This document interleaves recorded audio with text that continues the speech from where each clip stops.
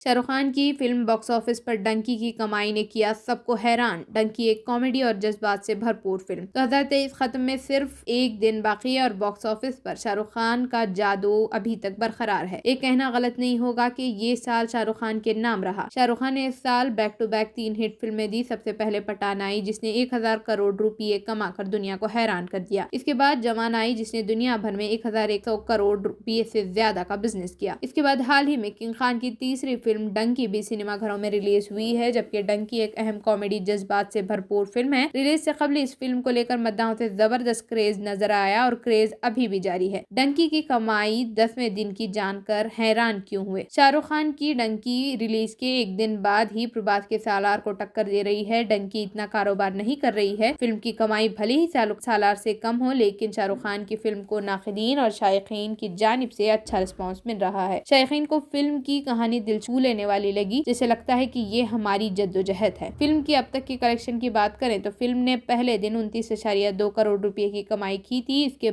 साथ फिल्म ने पहले हफ्ते में 160.22 रुपए का बिजनेस किया था। अब इसका 10वें दिन का मजमुआ भी सामने आया है, जिसमें 9वें दिन के मुकाबले में कदरे इजाफा हुआ है। सैकनिल की इब्तिदाई रुझान की रिपोर्ट के मुताबिक डंकी ने अपनी रिलीज के 10वें दिन में 9.25 रुपये जमा किए। इसके साथ ही 11वें दिन तक फिल्म का कलेक्शन 176.47 रुपये हो गया। दुनिया भर की बात करें तो डंकी ने दुनिया भर में 340.10 करोड़ रुपये का बिजनेस किया। डंकी की शानदार star cast. Comedy drama film Dunki को राजकुमार हिरानी ने डायरेक्ट किया है। ये फिल्म 4 दोस्तों की कहानी बयान करती है जो अपने ख्वाबों को पूरा करने के लिए गलत तरीके से बैरून मुल्क चले जाते हैं। फिल्म में शाहरुख खान के साथ तापसी पन्नू, विक्की कौशल, बोमन ईरानी, अनिल ग्रोवर और विक्रम कोचर अहम किरदारों में हैं। ये फिल्म 31 दिसंबर को सिनेमाघरों में रिलीज हुई थी।